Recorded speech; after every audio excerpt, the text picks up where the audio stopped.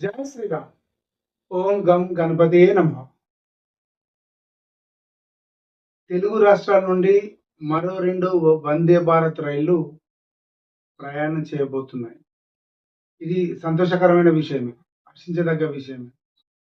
కానీ కేంద్ర ప్రభుత్వం గాని, రైల్వే శాఖ గాని ఒక విషయాన్ని గమనించాల్సిన అవసరం ఉంది. ఒక వందే భారత్ ట్రైన్ వేశాను, బుల్లెట్ ట్రైన్ వేశారు, మెట్రో ట్రైన్‌లు వేశారు.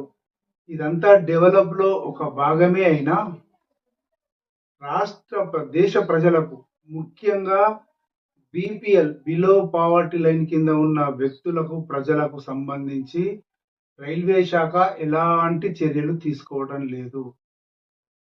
అంటే విషయము అందరికీ తెలుసు. ట్రైన్ ఎక్కిన ప్రతి వాళ్ళకి తెలుస్తుంది. జనరల్ బోగీలు ఎంత అధ్వానంగా ఉంటాయి, ఎన్ని ఉంటాయనేది అది ఇప్పుడు అందరికీ తెలిసిందే. దీన్ని రాజకీయంగా చూడడం కాదు. సేవాపరంగా చూడాల్సిన అవసరం ఉంది.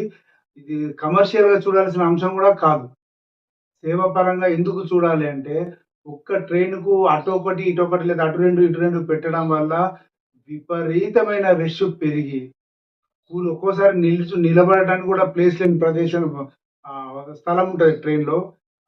లాట్రిన్ రూమ్‌లో ఆ రూమ్‌లో పోయి కూర్చుండి, అందులో కూడా ప్రయాణం చేసి వచ్చేంత సందర్భం ఉంటది ఒక్కోసారి.